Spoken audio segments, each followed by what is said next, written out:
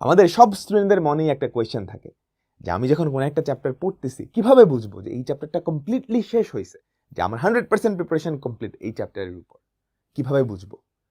বা একটা chapter 100% preparation 100% complete করার জন্য আমার কি কি স্টেপ ফলো করা উচিত? আমি ক্লাস কখন দেখব, বই কিভাবে পড়বো, টেস্ট পেপার কেমনে সলভ করব, কোনটা বেশি ইম্পর্ট্যান্ট, কিংবা রিভিশন কেমনে দিব? চ্যাপ্টার ঠিকই পড়ছি, স্যার যখন পড়াইছে সব কিছু পারছি, কিন্তু এক্সাম হলে গিয়ে আমার কিচ্ছু মনে নেই, আমি কিচ্ছু পারি না, সিকিউ এমসিকিউ দেখলে আমি পারি না, ক্লাস করার সময় সবই বুঝছি।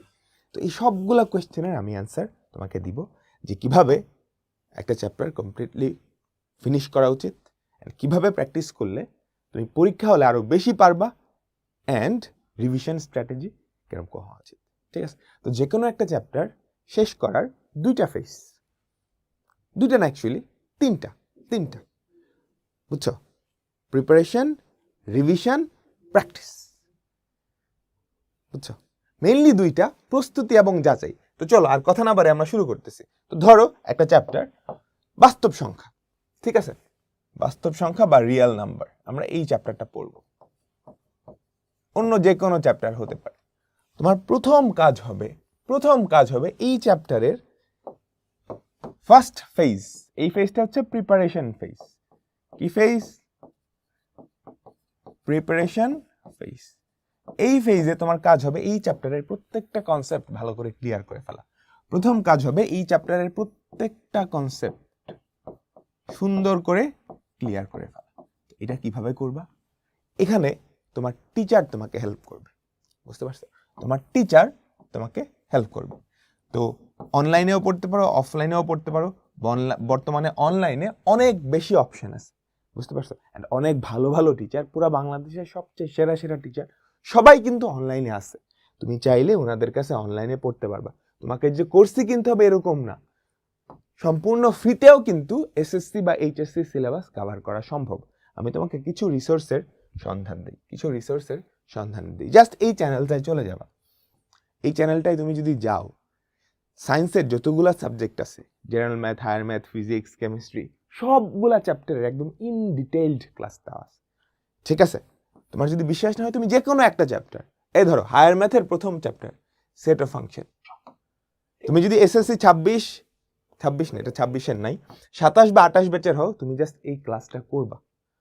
আমি একটা চ্যালেঞ্জ দিচ্ছি, এরপরে তুমি আগে এই ক্লাসটা করবা, এরপরে এই চ্যাপ্টার থেকে ইনশাআল্লাহ কোনো প্রশ্নে তুমি আটকাবে না, এটা আমি গ্যারান্টি দিচ্ছি।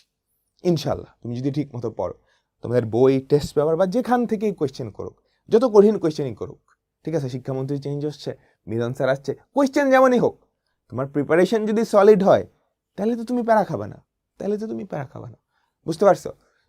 সো কনসেপ্ট ক্লিয়ার, এটা হচ্ছে প্রথম কাজ। বা তুমি চাইলে কোর্সেও ভর্তি হতে পারো। কোর্সে আরও সব কিছু সুন্দর করে সাজানো থাকে, লাইভ ক্লাস করানো থাকে। আমাদের এসিএস ফিউচার স্কুল থেকেও কিন্তু তোমাদের ডিটেইলড কোর্স আছে, ঠিক আছে?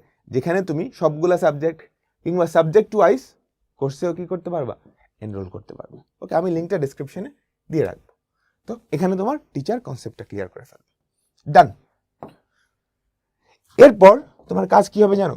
তুমি যখন ক্লাসটা করে ফেলছো, হ্যাঁ, এটা মানে হচ্ছে ক্লাসটা করা। ক্লাসটা লাইভেও করতে পারো, রেকর্ডেডও করতে পারো, তোমার যেভাবে সুবিধা। কিন্তু প্রথমবার যখন ক্লাস করবা, জীবনেও 2x স্পিডে করবা না, নর্মাল স্পিডে করবা। কারণ তোমাকে প্রত্যেকটা কনসেপ্ট ভালো করে বুঝে নোট করতে হবে। প্রথমবার তুমি যখন একটা চ্যাপ্টার পড়বা, বাস্তব সংখ্যা, তুমি টিচারের প্রত্যেকটা কথা ভালো করে বুঝবা, পজ নিবা, একটা নোট খাতা বানায় ফেলবা। ঠিক আছে? একটা নোট খাতা বানাবা, যেই নোট খাতায় টিচার যা যা পড়াইছে সবকিছু সুন্দর করে নোট করবা, ফার্স্ট টাইম নোট।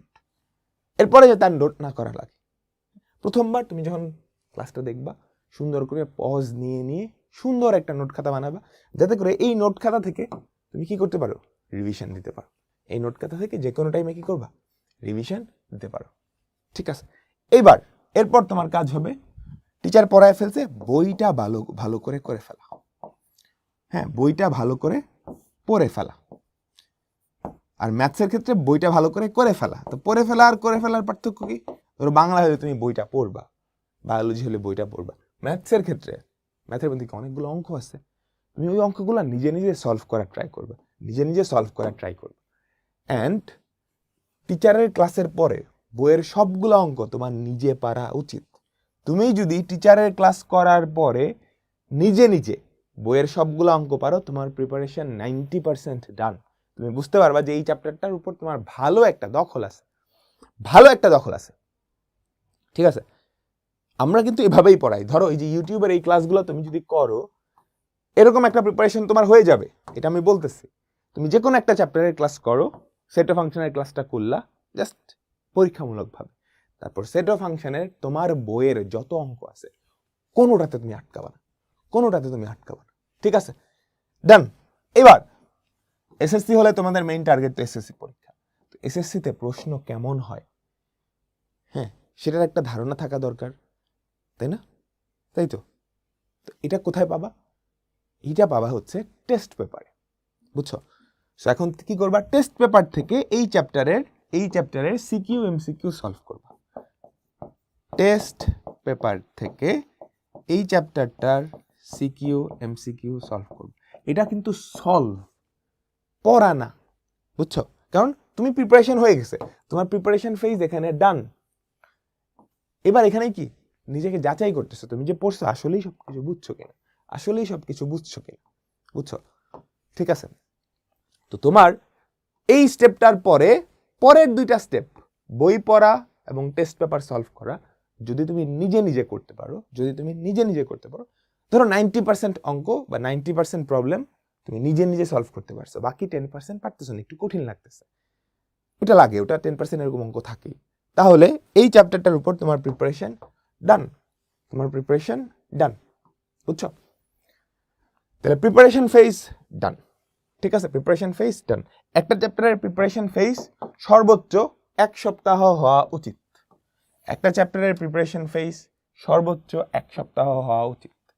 ঠিক আছে?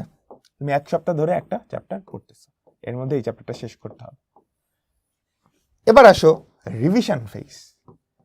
মানুষ যা পড়ে সবকিছু ভুলে যায়, হ্যাঁ, একটা জিনিস তুমি যদি পড়ো 1 মাস পরে, এটা মোটামুটি গ্যারান্টেড তুমি যা যা পড়ছো 80% ভুলে যাবে।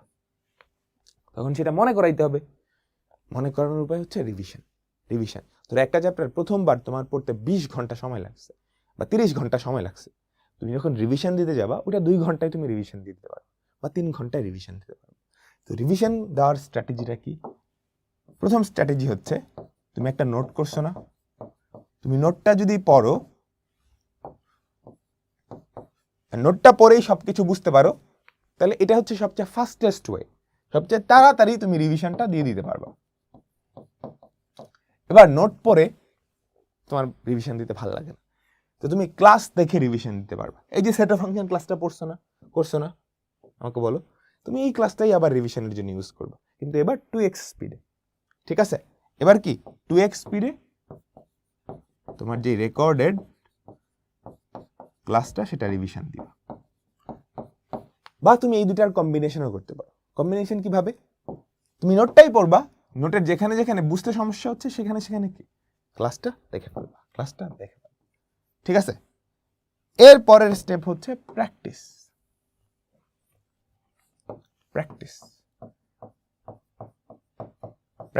বা টেস্ট। তোমার প্রিপারেশন রিভিশন হয়ে গেছে, এবার তুমি পড়তেছো কিসের জন্য? একটা পরীক্ষার জন্য, তাই না? তাই তো। সো এই পরীক্ষার অনুরূপে পরীক্ষা দেওয়া লাগবে বা প্র্যাকটিস এক্সাম দেওয়া লাগবে, ঠিক আছে? তুমি প্র্যাকটিস এক্সাম বা আলাদা করে সিকিউ এমসিকিউ সলভ করতে পারো। এন্ড এই ফেজের মধ্যে তোমার ক্লাসে যত ক্লাস টেস্ট, তারপর model test, half yearly exam, yearly exam, সবকিছুই কি এটার মধ্যে পড়ে যায়, সবগুলাই কি তুমি একটা প্র্যাকটিসের মতো চিন্তা করতে পারো। তোমার মেইন এক্সাম হচ্ছে এসএসসি এক্সাম, ঠিক আছে? এভাবে একটা চ্যাপ্টারের জন্য কমপ্লিট প্রিপারেশন নেওয়া উচিত। আমি কি বুঝাইতে পারলাম? ঠিক আছে? আর এই পুরা জিনিসটা ধরো, এই যে প্রিপারেশন ফেজের পুরা জিনিসটা, এটা আমি তোমাকে একদমই কমপ্লিট করে দিতে পারি। কনসেপ্ট ক্লিয়ার, বই পড়া, টেস্ট পেপারের সিকিউ এমসিকিউ, এই সবগুলার কম্বিনেশনেই কিন্তু আমাদের এই ক্লাসগুলো নেওয়া। যে সেট অফ ফাংশন ক্লাসটা করবা, তুমি দেখবা ক্লাসটা করার পরে, সুন্দর করে নোট করার পরে তোমার কোনো কনসেপ্টে আটকাচ্ছে না, বইয়ের যা আছে সব কিছু তুমি পারতেছো, টেস্ট পেপারে যত সিকিউ, ইম্পর্টেন্ট সিকিউ, এমসিকিউ আছে, এগুলাও আমি সলভ করে দিছি।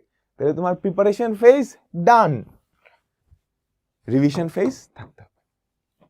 ঠিক আছে? সো যে যেরকম স্টুডেন্টই হও না কেন, যে যেখানের স্টুডেন্টই হও না কেন, গ্রামের স্টুডেন্ট, শহরের স্টুডেন্ট, ফিনান্সিয়াল আর্থিক অবস্থা খারাপ, দেখো তোমাদের সবার জন্য সলিউশন আছে। ইউটিউবে বর্তমানে এত ভালো ভালো রিসোর্স বা ইয়েগুলো আছে, কন্টেন্ট আছে, হ্যাঁ, এগুলোর মাধ্যমে যে কেউ বাসায় বসেই পুরো 100% প্রিপারেশন নিতে পারবে।